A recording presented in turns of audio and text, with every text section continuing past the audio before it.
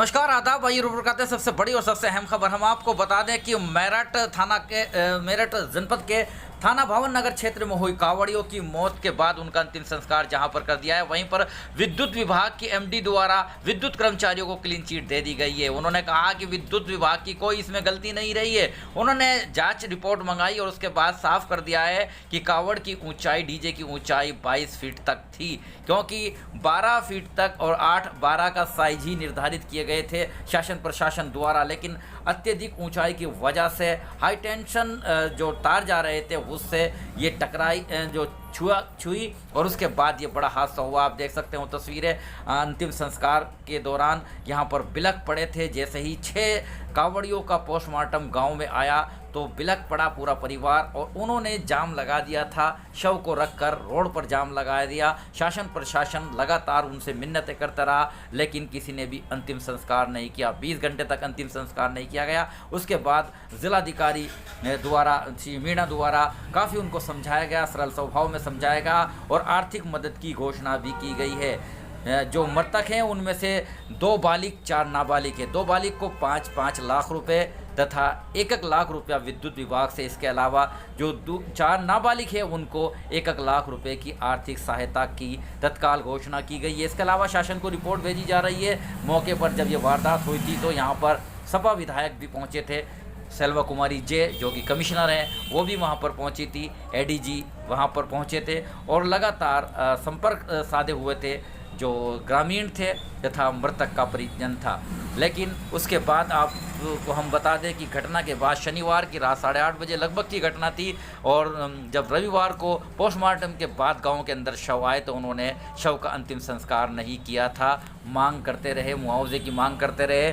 Keshav Prasad Maurya deputy CM के हस्तक्षेप, phone पर वार्ता के बाद कुछ परिजन माने और उसके बाद उन्होंने अंतिम संस्कार हुआ। 6 लोगों का, जो 6 कांवड़िया मृतक मरे गए थे, उनका अंतिम संस्कार कर दिया गया है। लेकिन सबसे बड़ी बात यही बताई जा रही है कि हाई टेंशन जो विद्युत लाइन थी उससे छूने के बाद ये घटना हुई थी। लेकिन एमडी द्वारा साफ कर दिया गया है कि विद्युत विभाग की इसमें कोई भी गलती नहीं है और हाई टेंशन जो लाइन जा रही है वो काफ़ी ऊंची थी, लेकिन 22 फुट की ऊंची कावड़ को छूने की वजह से ये हुई है वारदात। ऐसा मेरा एमडी विद्युत चैत्रा वी ने पत्रकारों से वार्ता को करते हुए जानकारी दी है। क्या कहा उन्होंने, आइए सुनवाते हैं उन्हीं की ज़बानी। ही इस बार ये शासन स्तर से निर्णय लिया गया था कि कावड़ की हाइट 12 फीट से ऊपर नहीं होना चाहिए।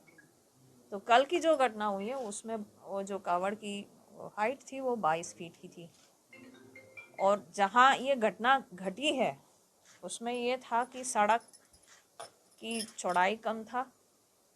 दूसरा, उस सड़क के किनारे मलबे पड़े थे, शायद जैसे गाड़ी घूमने लगी तो उसमें विचलन हो गया, गाड़ी दाएं बाएं हो गई, ट्रैक्टर की संतुलन खो गया, जिस कारणवश वहाँ पे जो हमारे विभाग का 11 kV का लाइन जा रहा था उसमें वो टच होने के कारण, केवल टच होने के कारण ये दुर्घटना ग्रसित हो गई।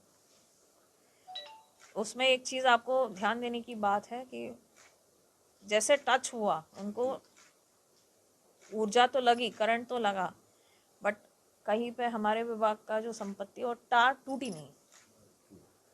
अगर टूटता तो और बड़ा हादसा हो गया होता। बट इसमें प्रथम दृष्टया हमारे पास रिपोर्ट आ गई है इलेक्ट्रिकल सेफ्टी डिपार्टमेंट की, ऊंचाई कावड़ की हाइट ज़्यादा होने के कारण ये घटना हो गई। और इसमें हम लोगों को यहाँ कल भी पूछा जा रहा था, आज भी पूछा गया कि शटडाउन लेने की बात। शटडाउन के संबंध में हम ये स्पष्ट कर दे रहे हैं, ना लिखित में किसी ने शटडाउन की रिक्वेस्ट डाली थी, ना फ़ोन पे किसी ने शटडाउन मांगा था, ना मौखिक कहा गया था, ना लिखित में किसी ने दिया था। और हमारे पास अब हमने लॉग शीट पूरा निकाल लिया, तो शाम को 5:30 से 6:30 बजे तक तो उसमें, क्योंकि ग्रामीण क्षेत्र का फीडर है तो उसमें शेड्यूल्ड रोस्टरिंग रहता है, तो उसके अनुरूप ही वो शेड्यूल के अनुसार कटौती और जुड़वाने का काम किया गया था। उसके पश्चात जैसे ये घटना घटी तो अपने आप में वो लाइन ब्रेक डाउन हो गया। तो अभी आप सुन रहे थे विद्युत एमडी चैत्रा वी को। उन्होंने साफ कहा है कि विद्युत विभाग के कर्मचारियों की कोई गलती नहीं है, अत्यधिक ऊंचाई की वजह से हुआ है हादसा।